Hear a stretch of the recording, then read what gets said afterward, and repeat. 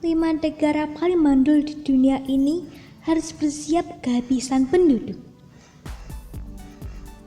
Mandul adalah sebuah keadaan di mana seorang pria atau wanita tak mampu melakukan fungsi reproduksinya dengan baik. Akibatnya, kelahiran bayi tak dapat dilakukan dengan baik. Di beberapa negara dunia, kemandulan, entah disengaja atau tidak, membuat tingkat kelahiran bayi menjadi turun dengan drastis. Jika hal ini terus dibiarkan, suatu negara akan mengalami krisis penduduk yang cukup parah.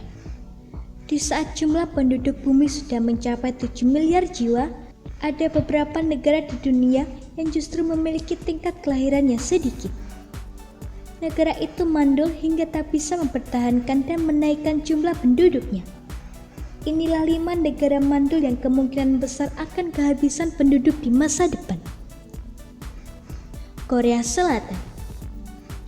Dalam hal dunia hiburan, Korea Selatan adalah rajanya.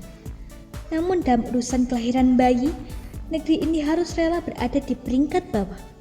Pasalnya dalam skala kelahiran, negeri ini hanya memiliki nilai 1,25.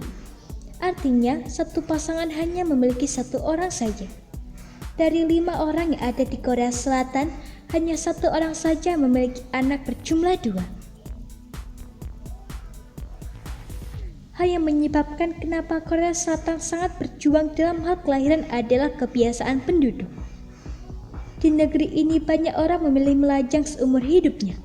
Kalaupun menikah, usianya sudah sangat tua hingga hanya mampu menghasilkan 1 anak saja. Orang di Korea Selatan lebih terobsesi dengan pekerjaannya daripada menikah dan memiliki anak. Sebagai perbandingan saja, sebelum tahun 1970, satu pasangan di Korea Selatan memiliki anak 4 hingga 6 orang. Sekarang, punya anak 2 saja sangat jarang. Jepang. Beberapa tingkat di bawah Korea Selatan ada Jepang yang menjadi negara paling mandul hingga berjuang dengan kelahiran bayi. Di negeri ini, rata-rata satu pasangan hanya memiliki 1 anak saja. Atau dalam skala kelahiran, berada di angka 1,40.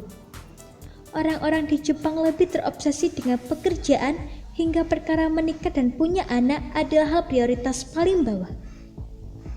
Selain harus berjuang dengan kelahiran yang sangat kecil, Jepang juga harus berjuang dengan banyaknya orang tua di sini. Bisa dibayangkan jika penduduk tua di Jepang meninggal sementara bayi yang lahir semakin sedikit. Maka dalam waktu yang tidak terlalu lama, negeri ini akan mengalami penurunan jumlah penduduk yang signifikan. Italia. Italia adalah salah satu negara di Eropa yang memiliki GDP tertinggi di Eropa. Artinya, penduduk negeri ini memiliki kualitas hidup yang cukup tinggi. Namun untuk urusan menikah dan memiliki anak, Italia masih berada di urutan paling bawah. Di negeri ini, keluarga yang memiliki 2 anak sangatlah jarang. Bahkan keluarga yang tak memiliki anak sangat banyak. Menurunnya tingkat kelahiran di negeri ini membuat pemerintah harus bekerja ekstra. Jika Italia terus saja mengalami kemunduran dalam kelahiran, bisa jadi negeri ini akan punah dalam beberapa tahun. Kemajuan dalam ekspor dan impor, serta pengembangan energi terbarukan tak akan mengubah fakta jika kelahiran ada sesuatu yang penting dalam mempertahankan suatu negara di masa depan. Jerman. Tingkat kelahiran di Jerman terus menurun dari tahun 1980. Dari yang awalnya 2,5, sekarang hanya tinggal 1,41 saja. Dalam 30 tahun saja, kelahiran menurun dengan sangat drastis hingga mundur 1 angka. Pemerintah Jerman masih mengusahakan untuk meningkatkan angka kelahiran di negeri ini agar bisa menembus angka 2.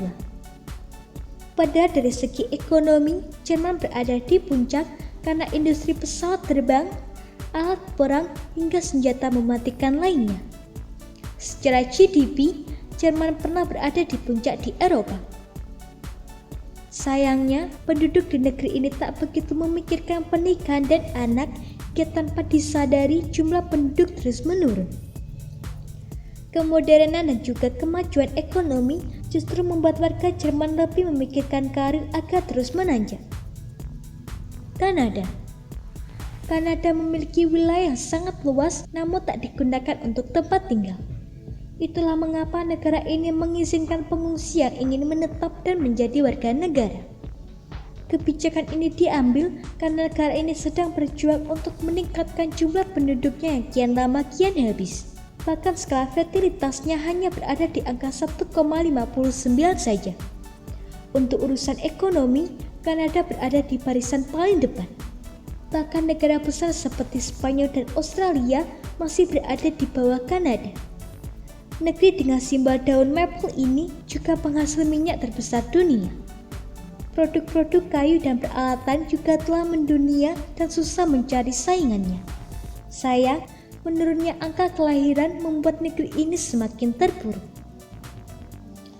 Inilah 5 negara paling mandul di dunia yang harus bersiap menghadapi menurunnya jumlah penduduk.